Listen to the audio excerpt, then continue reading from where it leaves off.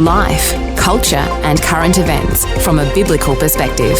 2020 with Neil Johnson on Vision. So this time of year, we're all preparing for Easter.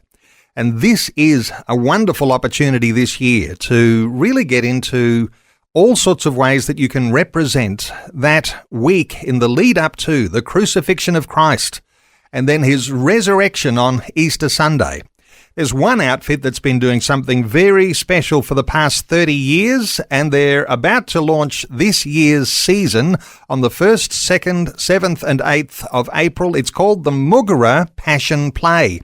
Good to have back in the studio with us today special guests, Kosti Simons, who was a founder of the Moogerah Passion Play, Mary O'Neill is part of the current committee, and Ray Wieland is back with us too. He played the part of Christ for the first 2 seasons. Let me come to you first, Ray. Playing the part of Christ in the first 2 seasons of a passion play, the spirituality, the way you dress, the way that everyone's looking at you, you're the central figure, challenging things. And I want to ask you though, when you're getting to the crucifixion scene, how do you feel when you are, in a dramatised way, being arrested, whipped, nailed to the cross? And give us your impression here of what it's like to play Christ in a passion play. Very scary to start with. Yes, it brings your whole Christian upbringing home to you. I was brought up in a Christian home. I can go through most of the Bible stories with you, but when you've got to learn the parts, you've got to walk the walk, do what has to be done. It's an entirely different life you're walking in. You're walking in somebody else's shoes, and that's the hard thing to do. Now, it's a while since you played the character of Christ. You were Christ in the first 2 seasons of the Moogerah Passion Play. Whenever you see some of those stories that come out of Southeast Asia, places like the Philippines, where Christ in their depictions of the Passion, oftentimes there are people who are actually being nailed to a cross. Does that ever touch you? Yes, it makes you think. At least when we did it, I was able to work out the nails and whatever for myself, so it all fitted me. We had to go through all the spear in the side, the whole thing. It took a bit of doing. Takes a bit of putting up with at times, a bit of getting used to, yes. Is this a dramatic time? 30 years of this production, around about the same times, the sun is starting to go down. Is the crucifixion scene happening after the sun is gone? Yes, the crucifixion sort of gets to 7 or a bit after 7 o'clock by that stage. You've got to remember the first time we did it in August, which was considered the driest time of the year because we didn't want rain, although that didn't eventuate properly either. One night we had a mad storm I had lightning behind me. No rain, but I had mad lightning behind me, which different ones out in the audience said really looked spectacular. Yes, it's pitch black. It's full dark by that stage, and you're only working with the lighting you have there. Mary, is there a music track that is playing that creates atmosphere for the audience? Yes, there is, Neil. It's a great atmosphere. I was just listening to Ray talking about the darkness, and the second half of the play is always performed in darkness, and so it just adds to the visual spectacle because we have the fire torches, and as the Passion's proceeding, it's dark. The moon starts to rise because it's Easter, of course. It's a full moon. It really is a stunning spectacle. We do use a lot of lighting and sound effects to try to add to the atmosphere. The dramatisation of the story of the cross. This is something, Kosti, has been close to your heart. In fact, you wrote the original Moogerah Passion play. How did you come about to choose the sorts of scenes that you'd want in the Passion play and how they'd fit in with staging it at Moogerah? Look, it was such a long time ago now that my memory doesn't serve me very well anymore. But of course there are some key scenes which of necessity have to go in, and because we start the play with Christ's baptism, and then that's followed not very long after by the scenes when Jesus changes the water into wine. And then, of course, we get the scenes later on before Pilate, etc., the scourging, and then the walk to Calvary, and, of course, the cross itself and the raising of the cross, which is all a very, very moving experience to actually participate in that and see it. But, of course, the most important, I think, scenes are subsequent to the cross, when Jesus is actually resurrected and he comes down to the Sea of Galilee and he sees the men out fishing and he asks them, "Have you caught any fish?" And they say no.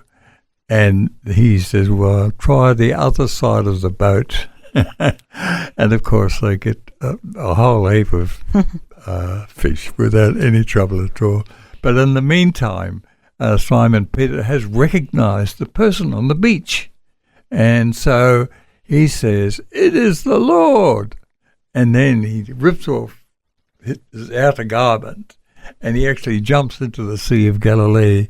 And of course, it's one of the big scenes in our play. People really love it. There's always a gasp from the audience when that happens. I'm wondering how you organise the fish to get into the net. Hey, these things are exciting to reenact. And as you say, there are moving moments through the Moogerah Passion play. What sort of reactions do you get from audiences? Is there an emotional way that people can become caught up in the scene, given that there is a build-up in a lot of people at the Easter season? Yes, I do believe that people are very awestruck in many instances, and certainly we've actually had people converted to Christianity as a result of having watched the Moogerah Passion play. So we've really had the whole gamut of spiritual experience as a result of the play, and it's one of the things that really keeps us going. The fact that people take away so much of the Spirit of the Lord. Our 30th anniversary this year. Come back to Ray, who played Jesus in the first two seasons. Ray, you were also part of, helping to make the sets and, you were there in preparation. And when you first started out, there wasn't much to work with. It came together, though. Yeah, there wasn't much to work with, but we had a lot of very enthusiastic people. My wife actually did costumes as well. One of the stories that Mary alluded to before was we needed a shed for acting in, and none of us had any money to spare. And I rang a shed company, and they said they had built a shed for some people who had never paid for it and hadn't picked it up. They said, "If you want it, pay for it, you can have it." I never had any money. A mate of mine who had never been inside of a church, I don't think, he turned up at home one night and I was telling him what was happening. He said, "Oh, I've sold some cattle." He said, "I got $4,000 sitting there," and it was $4,000 for the shed. And so he gave it to me.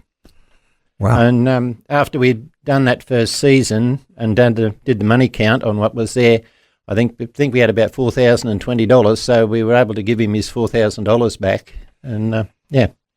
Now, does the show go on rain, hail or shine? Mary, you're in charge. You're on the committee this year, and people will be looking to you, no doubt, for some direction as to what happens. When we hear from Ray that he's been getting nailed to the cross and there's lightning in the background, what happens? Is there, if the weather is too inclement, do you have to change direction? What's the plan? I don't think that we've ever had to change direction. I don't know what that says, but we've never had to cancel a performance of the play in 30 years. I can remember on one occasion when the entire audience was sitting under umbrellas. They didn't go, they didn't move. They just wanted to be there for the remainder of the play. It was really quite beautiful. If you go back to the original, would they have cancelled the crucifixion back in the old days? No, they probably wouldn't have cancelled it. And but this is the thing. This time of year, for the 1st, 2nd, 7th and 8th of April, usually perfect conditions for a play like this. So it's not always the case that, you can never say never, but usually you've got beautiful conditions, haven't you, Mary? Yes, it's the real heat is gone, and as I was saying before, we have the full moon, which just makes a beautiful backdrop.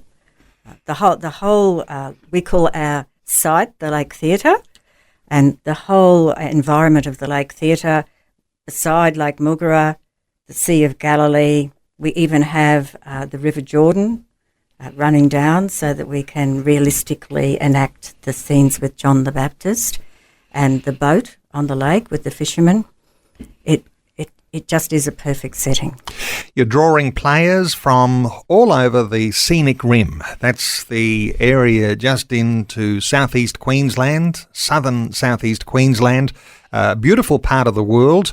Let me just ask you one more quick question. Kosti, the effect on the community, on those towns that there are regulars that come out and they watch this Passion play. Is there something here that, binds people together, that is something special in the community discipleship of around your region? Well, yes. Once they had a reputation as being part of a Bible Belt. There was an extraordinary number of churches in our Fassifern area, and I believe that a lot of that spirituality is still extant. And I believe, too, that's why the Lord showed me that star, Venus, which was very low over the horizon when I was in Ipswich, and it was pointing directly to Boona. So that is why, when I came back from Spain, because I was only away for about a month from Australia, then I was back again looking for a suitable site. And that was in that area of the Fassifern. Well, I don't think there's any lack of places for people who want to be a part of the audience at the Moogerah Passion play. It's on the 1st, 2nd, 7th and 8th of April. A 5 p.m. start, gates open at 3. Here's the website to get the details, moogerahpassionplay.org.au. How do you spell Moogerah? Moogerah. moogerahpassionplay.org.au. Kosti Simons, the founder, Mary O'Neill on the current committee, and Ray Wieland, who played the part of Christ for the first 2 seasons. Thank you so much for being part of 2020 today. Thank you. Thanks, Neil. Thank you.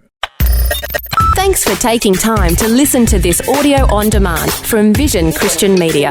To find out more about us, go to vision.org.au.